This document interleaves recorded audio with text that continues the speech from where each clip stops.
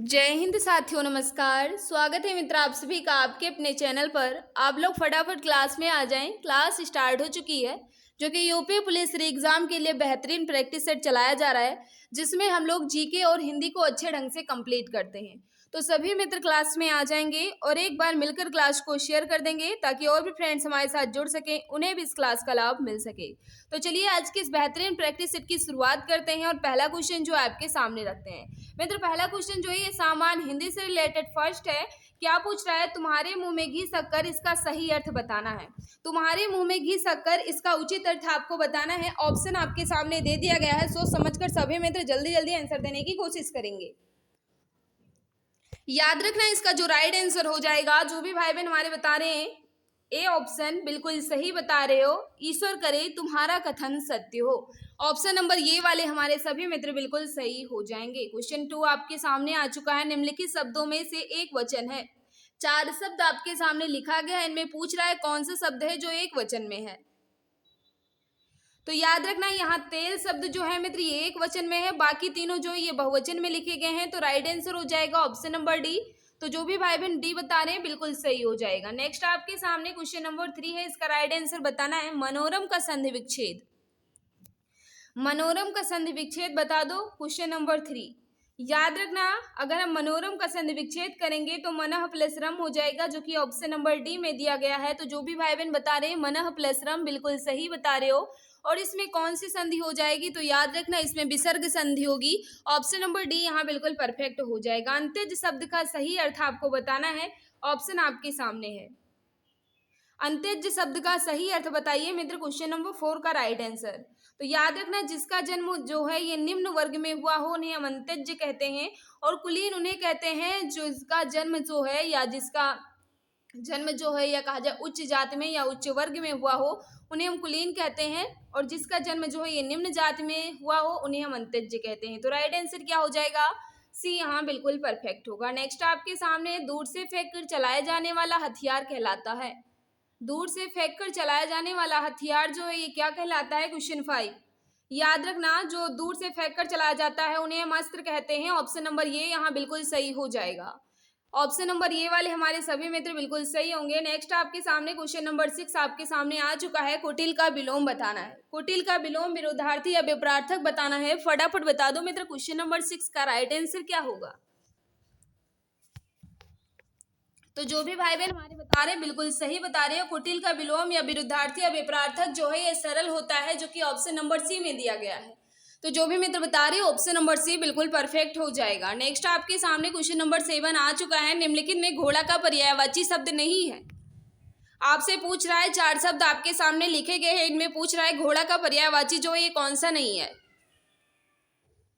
याद रखना इसका जो राइट आंसर हो जाएगा बिल्कुल सही, यातुधान जो ये घोड़ा का पर्यायवाची बिल्कुल भी नहीं है। यानी कहा जाए अश्व, घोटक और सेंधव जो है ये क्या है? घोड़ा के पर्यायवाची असमानार्थी हो जाएंगे। लेकिन यातुधान जो है मित्र ये घोड़ा का पर्यायवाची बिल्कुल भी नहीं है। ये असुर या कहा जाए राक्षस या कहा जाए दैत्य के समानार्थी या पर्यायवाची हो जाएंगे।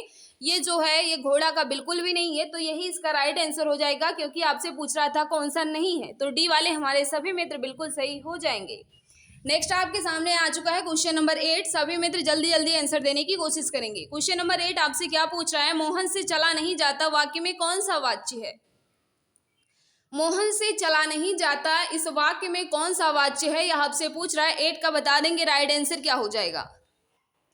देखो मित्र जल्दी जल्दी आंसर देने की कोशिश करो, क्योंकि टाइम वेस्ट करना बिल्कुल भी मकसद नहीं है। अगर आपको आता है तो अच्छी बात है, नहीं आता है तो नोट डाउन कर लीजिएगा। याद रखना इसका जो राइट आंसर हो जाएगा मोहन से चला नहीं जाता, इसमें भाववाच्य है। ऑप्शन नंबर बी यहाँ बिल्कुल सही हो जाएगा। क्वेश्चन नंबर 9 आपके सामने आ चुका है। लौकिक शब्द में प्रत्यय है। लौकिक शब्द में कौन सा प्रत्यय है यह आपसे पूछ रहा है। फटाफट बता देंगे क्वेश्चन नंबर 9 का राइट आंसर क्या होगा। याद रखना इसका जो राइट आंसर हो जाएगा, जो भी भाई बहन हमारे बता रहे हैं, लौकिक में एक प्रत्यय है, जो कि ऑप्शन नंबर डी में दिया गया है। लौकिक में एक प्रत्यय है। लोक इसमें मूल शब्द हो जाएगा। एक इसमें जो है मित्र ये प्रत्यय होगा। प्रत्यय उन्हें कहते हैं जो मूल शब्द के अंत में लगकर मूल शब्द का अर्थ बदल देते हैं। तो राइट आंसर क्या होगा? एक यहाँ प्रत्यय है, जो कि ऑप्शन नंबर डी में दिया गया है। क्वेश्चन नंबर 10 आपके सामने आ चुका है। इनमें से कौन सा शब्द पुल्लिंग है? कौन सा शब्द पुल्लिंग है? 10 आपके सामने है मित्र, जल्दी जल्दी आंसर देने की कोशिश करेंगे। तो याद रखना इसका जो राइट आंसर हो जाएगा खटमल। खटमल जो है यहाँ पुल्लिंग शब्द है, बाकी दिव्या दात्रियो जीव जो है यहाँ स्त्रीलिंग हो जाएंगे, लेकिन खटमल जो है यहाँ पुल्लिंग शब्द है। ऑप्शन नंबर सी बिल्कुल सही होगा। क्वेश्चन नंबर 11 आपके सामने है, बैलगाड़ी शब्द में समास है। बैलगाड़ी में समास आपको बताना है और ये भी बताइएगा इसका समास विग्रह क्या होगा। याद रखना इसका जो राइट आंसर हो जाएगा बैल की गाड़ी, यानी इसमें तत्पुरुष समास होगा। ऑप्शन नंबर डी यहाँ बिल्कुल परफेक्ट हो जाएगा। जो भी मित्र बता रहे हैं कि इस बैल की गाड़ी इसमें तत्पुरुष समास है, बिल्कुल सही बता रहे हो। ऑप्शन नंबर डी वाले हमारे सभी मित्र बिल्कुल सही हो जाएंगे। क्वेश्चन नंबर 12 आपके सामने आ चुका है, उत्साह शब्द का विशेषण है। उत्साह शब्द का विशेषण जो है किस ऑप्शन में दिया गया है? Question number 12। तो याद रखना उत्साह से बना शब्द जो है ये उत्साहित है, जो कि विशेषण है। ऑप्शन नंबर क्या होगा? बी यहाँ बिल्कुल परफेक्ट होगा। जो भी मित्र हमारे बता रहे हैं उत्साहित, बिल्कुल सही हो जाएगा। ऑप्शन नंबर बी यहाँ बिल्कुल सही होगा। क्वेश्चन नंबर 13 है आपके सामने है, हिंदी में कितनी उपभाषाएं हैं? आपसे पूछ रहे हैं हिंदी में कितनी उपभाषाएं हैं। Question number 13। तो याद रखना इसका जो राइट आंसर हो जाएगा हिंदी में 5 उपभाषाएं हैं, जो कि ऑप्शन नंबर डी में दिया गया है। तो ऑप्शन नंबर डी वाले सभी मित्र बिल्कुल सही हो जाएंगे। क्वेश्चन नंबर 14 आपके सामने आ चुका है, बता देंगे इसका राइट आंसर क्या होगा। कह रहा है, काहे कभी बेनी बेनी ब्याल की चुराई लीनी, इस पंक्ति में कौन सा अलंकार है? ये जो पंक्ति लिखी गई है इस पंक्ति में कौन सा अलंकार निहित है? फटाफट बता दो मित्र। क्वेश्चन नंबर 14 का राइट आंसर क्या हो जाएगा?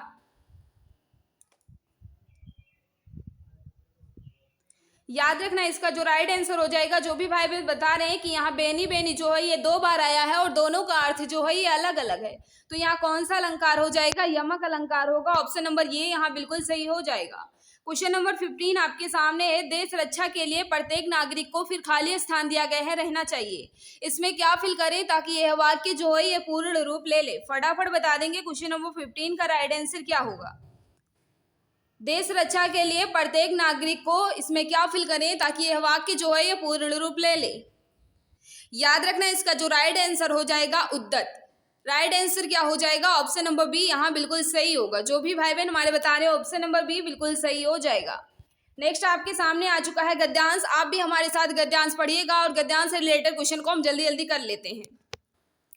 गद्यांश आप भी पढ़िएगा, हम भी आपके साथ गद्यांश को पढ़ते हैं। पहले लिखा गया है, निर्देश प्रश्न संख्या 16 से 20 अवतरण को पढ़कर संबंध वैकल्पिक उत्तर में से सही उत्तर का चयन करें। गद्यांश पढ़िएगा मित्र। हम सब लोग एक भीड़ से गुजर रहे हैं जो सवेरे घर से निकलकर दफ्तर और वापस घर जाकर अपने दिन सार्थक करते हैं। उन्हें भीड़ से सिर्फ बस में साक्षात्कार होता है। जो मोटर से चलते हैं उनके लिए भीड़ एक अवरोध है, जिसे वह लोग सशक्त और फुर्तीला सवारी गाड़ी से पार कर जाते हैं। जो पैदल चलते हैं वह भीड़ है, लेकिन तीनों वास्तव में ना तो भीड़ से कुछ समय के लिए निपट कर बाकी समय मुक्त है, न अलग अलग रास्तों के कारण भीड़ के अंदर कम या ज़्यादा फंसे हुए हैं। ये सब बिल्कुल एक ही तरह और हर समय पूरी तौर से भीड़ में फंस चुके हैं। फर्क सिर्फ इतना है कि वे जानते नहीं और ये तो बिल्कुल नहीं जानते कि उसके पास सस्ता, वह राज्य की हो या संगठित उद्योग की, वह भीड़ का इस्तेमाल भीड़ में फंसे प्रत्येक व्यक्ति के विरुद्ध करता है। जान भी लें तो सिर्फ इतना जानते हैं कि हम इस संसार के नहीं रह गए हैं और हमारे चारों तरफ जीवन नहीं बल्कि भीड़ है, जो अपनी शक्ल भीड़ के पर्दे पर नहीं देख पाते। अगर किसी को यह शक्ल दिखाई देने लगे तो उसे मालूम होता है कि वह जिस भीड़ को पहचानता है वह अभी तक उसके विरुद्ध इस्तेमाल की जाती रही है। अपनी शक्ल का यह परिचय कवि के लिए, जो भीड़ से अन्य सम्मानजनों की अपेक्षा अधिक गहरा भाषाई संबंध रखता है, वह एक मुक्त कर देने वाला अनुभव बन जाता है। इसका अभिप्राय भी सही है कि जब तक उसे अपनी शक्ल नहीं दिखाई देती वह फंसा रहता है। यह गद्यांश जो है आपके सामने लिखा था, मैंने आपके सामने यह गद्यांश पढ़ा, आपने भी पढ़ा होगा। अब इस गद्यांश से रिलेटेड क्वेश्चन हम करते हैं। क्या पूछ रहा है? क्वेश्चन नंबर 16, उपयुक्त गद्यांश का सही शीर्षक है। इस गद्यांश का उचित शीर्षक जो है ये किस विकल्प में दिया गया है? याद रखना इसका जो राइट आंसर हो जाएगा भीड़ की शक्ल। अगर इस गद्यांश को हमने ध्यान से पढ़ा होगा तो आपको पता चल गया होगा इस गद्यांश का उचित शीर्षक जो हो जाएगा भीड़ की शक्ल होगा, जो कि ऑप्शन नंबर सी में है। तो जो भी भाई बहन बता रहे ऑप्शन नंबर सी बिल्कुल सही हो जाएगा। भीड़ से मुक्त का उपाय है, भीड़ से मुक्ति का उपाय आपको बताना है क्वेश्चन नंबर 17। तो याद रखना भीड़ से मुक्ति का उपाय जो है दिया गया था कि भीड़ में अपनी शक्ल देखना, राइट आंसर हो जाएगा ऑप्शन नंबर ये। तो जो भी मित्र बता रहे ऑप्शन नंबर ये बिल्कुल सही होगा। भीड़ किसके लिए रुकावट है? भीड़ जो है ये किसके लिए रुकावट है, यह आपसे पूछ रहा है। याद रखना इसका जो राइट आंसर हो जाएगा मोटर में चलने वालों के लिए भीड़ जो है एक प्रकार की रुकावट है। तो right answer option number B यहाँ बिल्कुल परफेक्ट हो जाएगा। नेक्स्ट आपके सामने है भीड़ का इस्तेमाल किसके विरुद्ध किया जाता है? भीड़ का इस्तेमाल जो है किसके विरुद्ध किया जाता है, ये आपसे पूछ रहा है। तो भीड़ में फंसे लोगों के विरुद्ध, right answer option number C यहाँ बिल्कुल सही हो जाएगा। नेक्स्ट आपके सामने है भीड़ का इस्तेमाल कौन करता है? आपसे पूछ रहा है भीड़ का इस्तेमाल कौन करता है, या आपसे पूछ रहा है, फटाफट बता देंगे क्वेश्चन नंबर 20 का राइट आंसर क्या होगा। तो याद रखना इसका जो राइट आंसर हो जाएगा सत्ताधारी। ऑप्शन क्या होगा? डी यहाँ बिल्कुल परफेक्ट हो जाएगा। मित्र क्वेश्चन नंबर 21 आपके सामने आ चुका है, जो कि काफी ज्यादा इंपॉर्टेंट है। क्या पूछ रहा है? ज्ञानपीठ पुरस्कार किस क्षेत्र में श्रेष्ठ कार्य करने पर दिया जाता है? ज्ञानपीठ पुरस्कार जो है ये किस क्षेत्र में श्रेष्ठ कार्य करने के लिए दिया जाता है, यह आपसे पूछ रहा है। याद रखना इसका जो राइट आंसर हो जाएगा, जो भी मित्र बता रहे हैं कि साहित्य के क्षेत्र में ज्ञानपीठ पुरस्कार दिया जाता है, बिल्कुल सही बता रहे हो। ऑप्शन नंबर डी यहाँ बिल्कुल सही हो जाएगा। मधुशाला के लेखक कौन है? मधुशाला के लेखक कौन है? क्वेश्चन 22। तो याद रखना मधुशाला, मधुकलश ये सब किसकी रचनाएं हैं? हरिवंश राय बच्चन जी की। Right answer option number C यहाँ बिल्कुल सही हो जाएगा।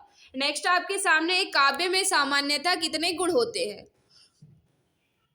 काव्य में सामान्यतः कितने गुण होते हैं? तो याद रखना इसका जो राइट आंसर होगा, जो भी भाई बहन हमारे बता रहे हैं कि काव्य में सामान्यतः 3 गुण होते हैं, बिल्कुल सही बता रहे हो। नेक्स्ट आपके सामने क्वेश्चन नंबर 24 निम्नलिखित में से शुद्ध वर्तनी है।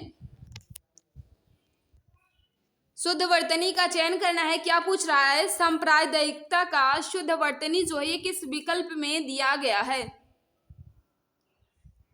तो याद रखना सांप्रदायिकता जो है ये किसमें लिखा गया है? ऑप्शन नंबर बी में। बिल्कुल सही है, ऑप्शन नंबर बी जो भी बता रहे हैं बिल्कुल सही बता रहे हो। नेक्स्ट आपके सामने एक क्या लिखा गया है? पद्यांश है। इस पद्यांश में यानी जो पंक्ति लिखी गई है इस पंक्ति में रस पूछना है। पद्यांश भी पढ़िएगा। अभी तो मुकुट बांधा था माथ, हुए कल ही हल्दी के हाथ, खुले भी न थे लाज के बोल, खिले न चुम्बन शून्य कपोल, हाय रुक गया यही संसार, बन सिंदूर अनल अंगार, वातहत लतिका व सुकुमार, पड़ी है छिन्नाधार। इसमें बताना है कौन सा रस निहित है। ये जो लिखा गया है पंक्ति, इस पंक्ति में कौन सा रस है? Question number 25। तो याद रखना इसमें जो है ये करुण रस है। ऑप्शन क्या हो जाएगा? सी यहाँ बिल्कुल परफेक्ट होगा। करुण रस का स्थायी भाव जो है ये होता है शोक। ऑप्शन नंबर सी वाले हमारे सभी मित्र बिल्कुल सही हो जाएंगे। क्वेश्चन नंबर 26 आपके सामने है। इसमें बताना है कौन सा वाक्य जो है ये बिल्कुल शुद्ध लिखा गया है। तो याद रखना इसका जो राइट आंसर हो जाएगा, क्या बोल रहा है? कौन सा वाक्य जो है ये शुद्ध लिखा है? बाल पक जाने से कोई अनुभवी नहीं हो जाता है, बाल पक जाने से कोई लोग अनुभवी हो जाता है, बाल पक जाने से लोग अनुभवी होते हैं, या बाल पक जाने से लोगों का अनुभव बढ़ता है। इसमें पूछ रहा है कौन सा वाक्य जो है ये बिल्कुल परफेक्ट है। याद रखना इसका जो राइट आंसर हो जाएगा, बाल पक जाने से कोई अनुभवी नहीं हो जाता। ऑप्शन नंबर ये यहाँ बिल्कुल सही हो जाएगा। सदगत शब्द में समास बताना है। सदगत में समास बताना है। Question number 27। याद रखना इसका जो राइट आंसर हो जाएगा कर्मधारय समास। सदगत में कर्मधारय समास नहीं थे। ऑप्शन नंबर बी यहाँ बिल्कुल सही हो जाएगा। नेक्स्ट आपके सामने है अधिमानता में प्रयुक्त उपसर्ग बताइए। अधिमानता में प्रयुक्त उपसर्ग आपको बताना है। Question number 28। याद रखना इसमें अधि जो है यहाँ उपसर्ग हो जाएगा, मानता जो है यहाँ मूल शब्द होगा, तो इसका राइट आंसर हो जाएगा ऑप्शन नंबर सी। अधिमानता में अधि जो है यहाँ उपसर्ग हो जाएगा। नेक्स्ट आपके सामने क्वेश्चन नंबर 29, इसका राइट आंसर बताना है। मुहावरा लिखा गया है, उसके सामने उसका अर्थ लिखा गया है, बताना है कि कौन सा जोड़ा जो है गलत है। नीचे दिए गए मुहावरे उनके अर्थ के जोड़ों में से एक जोड़ा गलत है, उसे पहचानिए। कौन सा जोड़ा गलत है यह आपको बताना है। अपने पैरों पर खड़ा होना, इस मुहावरे का उचित अर्थ जो होता है ये क्या होता है? स्वावलंबी होना। बिल्कुल सही है, ये जो लिखा गया अपने पैरों पर खड़ा होना, इस मुहावरे का उचित होता है स्वावलंबी होना। आँच ना आने देना, जरा भी कष्ट या दोष ना आने देना, बिल्कुल सही है। आसन डोलना का अर्थ होता है विचलित ना होना, ये गलत है। आसन डोलना का अर्थ होता है विचलित होना, यहाँ ना की कोई आवश्यकता नहीं, अगर ना होता तो बिल्कुल सही हो जाता। आसन डोलना का अर्थ होता है विचलित होना, लेकिन यहाँ लिखा गया है विचलित ना होना, तो यही गलत हो जाएगा। बाकी आसमान टूट पड़ना यानी गजब का संकट पड़ना, ऑप्शन यहाँ क्या हो जाएगा? सी में त्रुटि है मित्र, यानी सी जो है ये गलत जोड़ा है। ऑप्शन नंबर सी यहाँ बिल्कुल सही हो जाएगा। मदिरा पीने का प्याला के लिए एक शब्द है। मदिरा पीने वाला प्याला के लिए एक शब्द आपको बताना है। क्वेश्चन नंबर 30, तो याद रखना मदिरा पीने वाला प्याला को हम चस्क कहते हैं। ऑप्शन क्या हो जाएगा? डी यहाँ बिल्कुल परफेक्ट होगा। आकार्य शब्द का तद्भव रूप है। आकार्य का तद्भव रूप आपको बताना है। क्वेश्चन 31, याद रखना इसका जो राइट आंसर हो जाएगा अकाज। ऑप्शन क्या होगा? बी यहाँ बिल्कुल सही होगा। नेक्स्ट आपके सामने मित्र क्वेश्चन नंबर 32, फटाफट आंसर देने की कोशिश करेंगे। जिनके बिना कुछ नहीं हो, उनके बिना तुम कुछ नहीं हो। उनके बिना तुम कुछ नहीं हो वाक्य में संबंध बोधक शब्द कौन सा है? तो बिल्कुल सही है, उनके बिना तुम कुछ नहीं हो वाक्य में संबंध बोधक शब्द कौन सा है? तो यहाँ बिना जो है बिल्कुल सही है, राइट आंसर हो जाएगा। उनके बिना तुम कुछ नहीं हो, यहाँ बिना जो है ये संबंध बोधक शब्द है। ऑप्शन नंबर बी यहाँ बिल्कुल सही हो जाएगा। नेक्स्ट आपके सामने क्वेश्चन नंबर 33, लड़के ने पुस्तक पढ़ी वाक्य का काल है। लड़के ने पुस्तक पढ़ी, इसमें कौन सा काल है आपको बताना है। क्वेश्चन नंबर 33 का बता देंगे, राइट आंसर क्या हो जाएगा। याद रखना इसका जो राइट आंसर हो जाएगा पूर्ण वर्तमान काल। ऑप्शन नंबर बी यहाँ बिल्कुल सही होगा। नेक्स्ट आपके सामने निम्न में किस वाक्य में संप्रदान कारक है? किस वाक्य में संप्रदान कारक दिया गया है? क्वेश्चन नंबर 34, याद रखना इसका जो राइट आंसर हो जाएगा राजा ने निर्धनों को कंबल दिए। राजा ने निर्धनों को कंबल दिए, इसमें संप्रदान कारक हो जाएगा। ऑप्शन नंबर सी यहाँ बिल्कुल सही होगा। नेक्स्ट आपके सामने नीचे दिए गए वाक्य में विशेषण का प्रयोग हुआ है। किस वाक्य में विशेषण का प्रयोग हुआ है? तो याद रखना इसका जो राइट आंसर हो जाएगा राम ने रोटी खाकर और रोटी मांगी। राम ने रोटी खाकर रोटी मांगी। ऑप्शन नंबर डी यहाँ बिल्कुल सही हो जाएगा। नेक्स्ट आपके सामने है आल्हा का संबंध किस उपबोली से है? आल्हा का संबंध जो है किस उपबोली से ही आपसे पूछ रहा है, तो याद रखना इसका जो राइट आंसर हो जाएगा बनाफरी, यानी ऑप्शन नंबर ये यहाँ बिल्कुल सही हो जाएगा। आल्हा का संबंध जो है या बनाफरी उपबोली से है। ऑप्शन नंबर ये वाले सभी मित्र बिल्कुल सही होंगे। नेक्स्ट आपके सामने क्वेश्चन नंबर 37 है। क्या पूछ रहा है? दिए गए विकल्पों में से पराजय और माला का समानार्थी शब्द कौन सा है? पराजय और माला का समानार्थी कौन सा है, आपसे पूछ रहा है। याद रखना इसका जो राइट आंसर हो जाएगा पराजय का अर्थ होता है हार और माला की अर्थ भी होता है हार, यानी पराजय का अर्थ जो है ये भी हार होता है और माला का अर्थ जो है ये भी हार होता है। राइट आंसर हो जाएगा ऑप्शन नंबर सी। तो जो भी मित्र बता रहे हैं ऑप्शन नंबर सी यहाँ बिल्कुल परफेक्ट हो जाएगा। मित्र आगे बढ़ने से पहले हम आपको बताना चाहेंगे, अगर आप लोग यूपी पुलिस एग्जाम की तैयारी कर रहे हो तो ये रामबाण ई बुक आपके लिए रामबाण सिद्ध होने वाली है, जिसमें यूपी पुलिस के फुल सिलेबस के साथ, यानी जिसमें GK, UP GK, Hindi, math, reasoning के पूरे कंसेप्ट को अच्छे ढंग से समझाया गया है। मात्र 39 रुपीज़ में आपको ये ई बुक मिल रही है। अधिक जानकारी के लिए दिए गए व्हाट्सएप नंबर 8948667652 पर मैसेज कर जानकारी प्राप्त कर सकते हो और रामबाण ई बुक को ले सकते हो, जो कि काफ़ी ज़्यादा हेल्प मिलने वाली है आपके अपने एग्जाम में रामबाण सिद्ध होने वाली है। तो मित्र अगर लेना चाहते हो तो दिए गए व्हाट्सएप नंबर 8948667652 पर मैसेज करके जानकारी प्राप्त कर लेना और मात्र 39 रुपीज़ में आप इस रामबाण ई बुक को ले लेना। अब बढ़ते हैं मित्र अपने सामान्य ज्ञान की तरफ, यानी जीके से रिलेटेड क्वेश्चन की तरफ। क्वेश्चन नंबर 38 है। सभी मित्र सोच समझ कर बताना क्वेश्चन नंबर 38 का राइट आंसर क्या हो जाएगा। क्या पूछ रहा है, दिसंबर 2023 में किसे छत्तीसगढ़ राज्य विधानसभा का अध्यक्ष चुना गया। दिसंबर 2023 में किसे छत्तीसगढ़ राज्य विधानसभा का अध्यक्ष चुना गया, यह आपसे पूछ रहा है। याद रखना इसका जो राइट आंसर हो जाएगा डॉक्टर रमन सिंह को। डॉक्टर रमन सिंह को छत्तीसगढ़ राज्य विधानसभा का अध्यक्ष चुना गया है। ऑप्शन क्या हो जाएगा, ऑप्शन बी यहाँ बिल्कुल परफेक्ट होगा। जो भी भाई बहन बता रहे हो ऑप्शन नंबर बी बिल्कुल सही हो जाएगा। क्वेश्चन नंबर 39 आपसे क्या पूछ रहा है, उत्तर प्रदेश में कितने कृषि जलवायु क्षेत्र पाए जाते हैं। उत्तर प्रदेश में कितने कृषि जलवायु क्षेत्र पाए जाते हैं। Question number 39।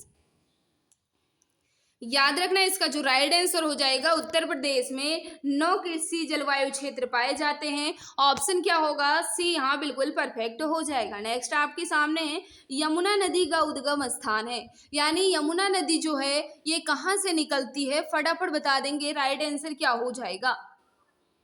तो याद रखना यमुना नदी का उद्गम जो है ये यमुनोत्री यानी बंदरपूछ से इसका उद्गम होता है, बंदरपूछ से ये निकलती है। ऑप्शन क्या हो जाएगा, बी यहाँ बिल्कुल सही हो जाएगा। नेक्स्ट आपके सामने क्वेश्चन नंबर 41 आपसे क्या पूछ रहा है, निम्नलिखित में से देश के खाद्यान्न उत्पादन में उत्तर प्रदेश का कौन सा स्थान है। निम्नलिखित में से देश के खाद्यान्न उत्पादन में से उत्तर प्रदेश का कौन सा स्थान है, यह आपसे पूछ रहा है। याद रखना इसका जो राइट आंसर हो जाएगा, जो भी मित्र हमारे बता रहे बिल्कुल सही बता रहे हो, खाद्यान्न उत्पादन में उत्तर प्रदेश का जो स्थान है यह प्रथम है, यानी पहले ही स्थान पर है अपना UP. Right answer option number C यहाँ बिल्कुल सही होगा। नेक्स्ट आपके सामने क्वेश्चन नंबर 42 आपसे क्या पूछ रहा है, अंतरराष्ट्रीय नर्स दिवस कब मनाया जाता है। अंतरराष्ट्रीय नर्स डे जो है ये कब मनाया जाता है, इंटरनेशनल नर्स डे आपसे पूछ रहा है कब मनाया जाता है। तो याद रखना इसका जो राइट आंसर हो जाएगा 12 मई को। 12 मई को अंतरराष्ट्रीय नर्स दिवस के रूप में मनाया जाता है। ऑप्शन डी यहाँ बिल्कुल परफेक्ट हो जाएगा। नेक्स्ट आपके सामने है उत्तर प्रदेश कृषि अनुसंधान परिषद स्थित है।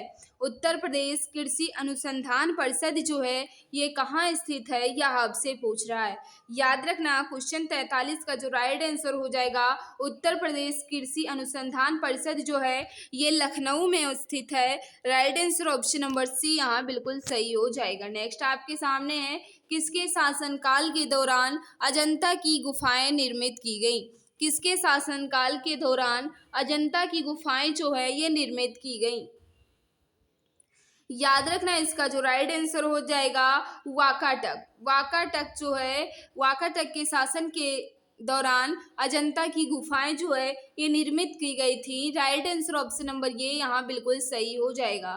क्वेश्चन 45 आपसे क्या पूछ रहा है, नदी का बहता हुआ जल किस प्रकार की ऊर्जा संवहन करता है। नदी का बहता हुआ जल जो है ये किस प्रकार की ऊर्जा का संवहन करता है। Question number 45। याद रखना इसका जो राइट आंसर हो जाएगा गतिज ऊर्जा, यानी राइट आंसर क्या हो जाएगा डी यहाँ बिल्कुल परफेक्ट हो जाएगा। नदी का बहता हुआ जल जो है ये किस प्रकार की ऊर्जा का संवहन करता है, तो गतिज ऊर्जा का। ऑप्शन डी यहाँ बिल्कुल सही हो जाएगा। नेक्स्ट आपके सामने कार्बनिक यौगिक में कार्बन की संयोजकता हमेशा होती है। कार्बनिक यौगिक में कार्बन की संयोजकता जो है ये कितना होती है, यह आपसे पूछ रहा है। याद रखना इसका जो राइट आंसर हो जाएगा 4। कार्बनिक यौगिक में कार्बन की संयोजकता हमेशा जो है कितनी होती है, 4 होती है, जो कि ऑप्शन नंबर डी में दिया गया है। तो जो भी भाई बहन जो भी मित्र हमारे बता रहे हैं ऑप्शन नंबर डी बिल्कुल सही हो जाएगा।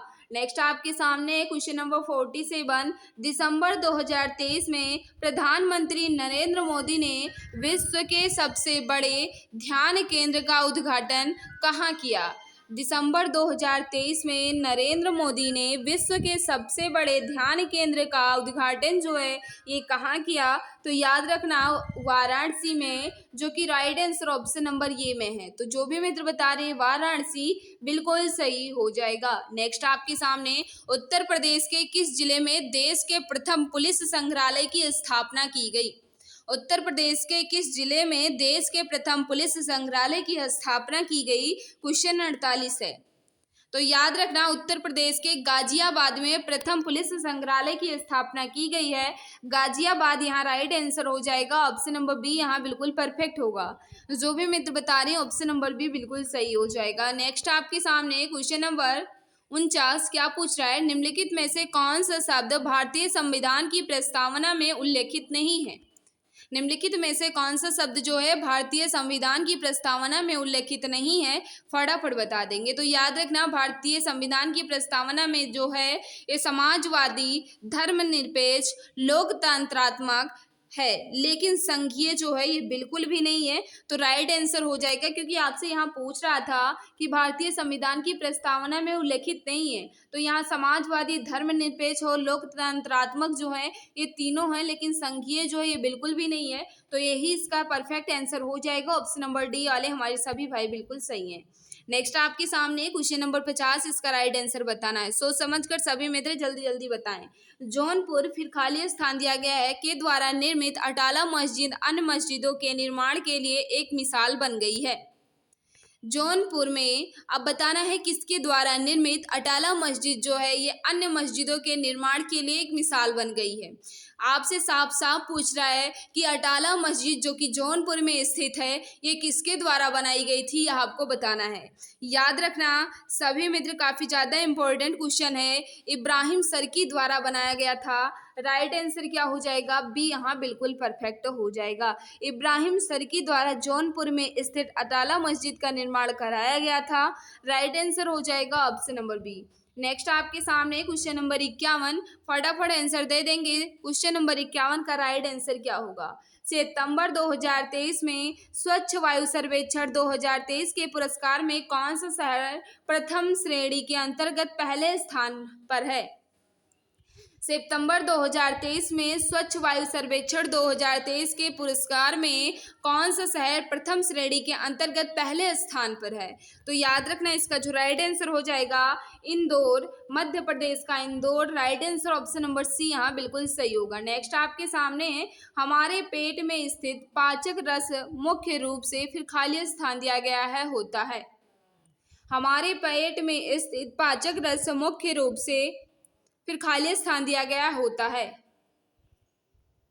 तो याद रखना इसका जो राइट आंसर हो जाएगा हाइड्रोक्लोरिक अम्ल। ऑप्शन नंबर सी यहाँ बिल्कुल सही हो जाएगा। जो भी भाई बता रहे हैं हाइड्रोक्लोरिक अम्ल बिल्कुल सही होगा। नेक्स्ट आपके सामने क्वेश्चन नंबर 53, थायराइड ग्रंथि के सामान्य कामकाज के लिए निम्नलिखित पोषक तत्वों में से कौन सा आवश्यक है। थायराइड ग्रंथि के सामान्य कामकाज के लिए निम्नलिखित पोषक तत्वों में से कौन सा आवश्यक है, यह आपसे पूछ रहा है।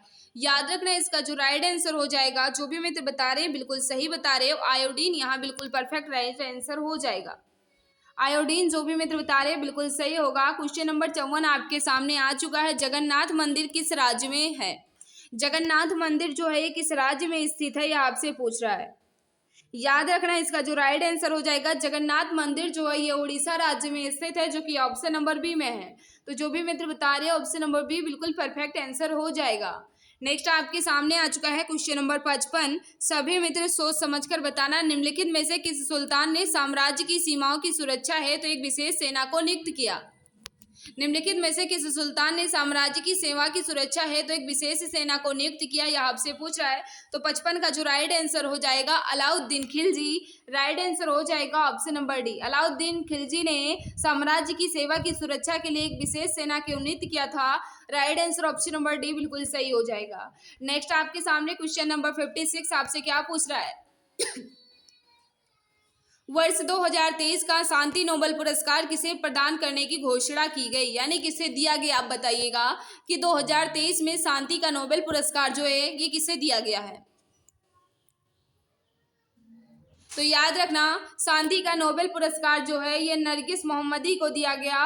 Right answer option number B बिल्कुल सही हो जाएगा। 2023 का शांति का नोबेल पुरस्कार जो है ये नरगिस मोहम्मदी को दिया गया।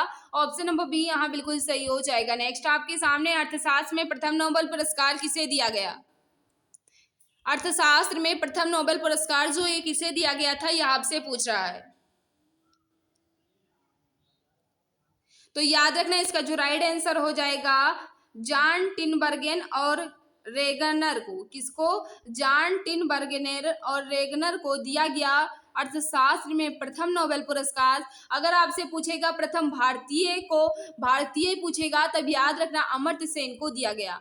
जब आपसे पूछेगा कि अर्थशास्त्र में प्रथम भारतीय को नोबेल पुरस्कार दिया गया, वो कौन थे, तब आप कहेंगे कि अमर्त्य सेन को जो है ये अर्थशास्त्र के लिए प्रथम जो हैं ये भारतीय थे जिन्हें नोबेल पुरस्कार दिया गया। तो यहाँ क्या हो जाएगा, यहाँ पूछ रहा है मतलब सबसे पहले ही किसे दिया गया, तो जॉन टिनबर्गेन और रेगनर को दिया गया। ऑप्शन क्या होगा, सी यहाँ बिल्कुल सही हो जाएगा। नेक्स्ट आपके सामने है क्वेश्चन नंबर 58, इसका राइट आंसर बताइएगा। निम्नलिखित में से कौन सा भारत के संसद के दोनों सदनों में से किसी का भी सदस्य नहीं होता है। निम्नलिखित में से कौन भारत के संसद के दोनों सदनों में से किसी भी के सदस्य नहीं होता। तो याद रखना इसका जो राइट आंसर हो जाएगा, वित्त मंत्री जो है ये संसद के दोनों सदनों में से किसी के भी सदस्य नहीं होते हैं। तो राइट आंसर क्या हो जाएगा, नहीं मित्रा पूछ रहा है भारत के संसद में दोनों सदनों में से किसी का भी सदस्य नहीं होता है, तो कौन नहीं होता है, इसका राइट आंसर हो जाएगा भारत के राष्ट्रपति। भारत के राष्ट्रपति जो कि ऑप्शन नंबर सी में दिया गया है। तो जो भी मित्र बता रहे हो ऑप्शन नंबर सी बिल्कुल सही हो जाएगा। नेक्स्ट आपके सामने है निम्नलिखित में से कौन युग्म सम्मिलित नहीं है। कौन सा युग्म जो है ये सम्मिलित नहीं है, यह आपसे पूछ रहा है। क्वेश्चन नंबर 59, हस्तिनापुर मेला जो है ये मेरठ में लगता है, विंध्याचल मेला जो ये मिर्जापुर में लगता है, देवा शरीफ जो है ये बाराबंकी में लगता है, लेकिन श्रृंगवेरपुर मेला जो है ये फैजाबाद में नहीं बल्कि ग्वालियर मध्य प्रदेश में लगता है। तो राइट आंसर हो जाएगा ऑप्शन नंबर सी। जो भी मित्र बता रहे हैं ऑप्शन नंबर सी बिल्कुल सही हो जाएगा, क्योंकि हस्तिनापुर जो है ये मेरठ बिल्कुल सही है, विंध्याचल जो है ये मिर्जापुर बिल्कुल सही है, देवा शरीफ जो है ये बाराबंकी है बिल्कुल सही है, लेकिन ऑप्शन नंबर सी में त्रुटि है, यहाँ फैजाबाद ना होकर के ग्वालियर हो जाएगा। ऑप्शन नंबर सी यहाँ बिल्कुल परफेक्ट होगा। नेक्स्ट आपके सामने निम्नलिखित में से कौन विधायिका सत्र के 17 अवसान करने की अधिसूचना जारी करता है। तो याद रखना क्वेश्चन नंबर 60 का जो राइट आंसर हो जाएगा प्रेसिडेंट यानी भारत के राष्ट्रपति। ऑप्शन नंबर सी यहाँ बिल्कुल सही हो जाएगा। नेक्स्ट आपके सामने भारत में पहली पैरा बैडमिंटन अकादमी की स्थापना कहाँ की गई है। भारत में पहली पैरा बैडमिंटन अकादमी की स्थापना जो है ये कहाँ की गई है। याद रखना इसका जो राइट आंसर हो जाएगा लखनऊ में। ऑप्शन क्या होगा, बी यहाँ बिल्कुल परफेक्ट हो जाएगा। जो भी मित्र बता रहे हैं लखनऊ बिल्कुल सही हो जाएगा। नेक्स्ट आपके सामने निम्न में उत्तर प्रदेश के किस जनपद में आर्यभट्ट नक्षत्रशाला स्थित है। निम्नलिखित में से उत्तर प्रदेश के किस जनपद में आर्यभट्ट नक्षत्रशाला स्थित है। क्वेश्चन नंबर 62, याद रखना रामपुर में, जो कि ऑप्शन नंबर डी में दिया गया है। आर्यभट्ट नक्षत्रशाला जो है ये रामपुर में स्थित है। ऑप्शन नंबर डी यहाँ बिल्कुल सही हो जाएगा। नेक्स्ट आपके सामने है क्वेश्चन नंबर 63, इसका राइट आंसर बताना है। सैयद सलार मेला आयोजित होता है। सैयद सलार मेला जो है ये कहाँ आयोजित होता है, आपसे पूछ रहा है। तो याद रखना ये बहराइच में आयोजित होता है। राइट आंसर ऑप्शन नंबर ये यहाँ बिल्कुल सही हो जाएगा। सैयद सलार मेला जो है ये बहराइच में लगता है। ऑप्शन नंबर ये यहाँ बिल्कुल सही हो जाएगा। नेक्स्ट आपके सामने उत्तर प्रदेश विधान परिषद की संपूर्ण सदस्य संख्या है। उत्तर प्रदेश के विधान परिषद में संपूर्ण सदस्य संख्या बताना है। क्वेश्चन नंबर 64, तो जो भी मित्र बता रहे हैं बिल्कुल सही बता रहे हो। 64 का जो राइट आंसर हो जाएगा तो बिल्कुल सही है। जो भी मित्र बता रहे हैं बिल्कुल सही बता रहे हो। यहाँ विधान परिषद पूछ रहा है ना कि विधानसभा। विधानसभा पूछता तो 403 बिल्कुल सही हो जाता, लेकिन आपसे पूछ रहा है विधान परिषद, यानी उत्तर प्रदेश विधान परिषद की संपूर्ण सदस्य संख्या जो है ये 100 है। Right answer option number C के साथ जाएगा। जो भी मित्र बता रहे हैं ऑप्शन नंबर सी बिल्कुल सही होगा।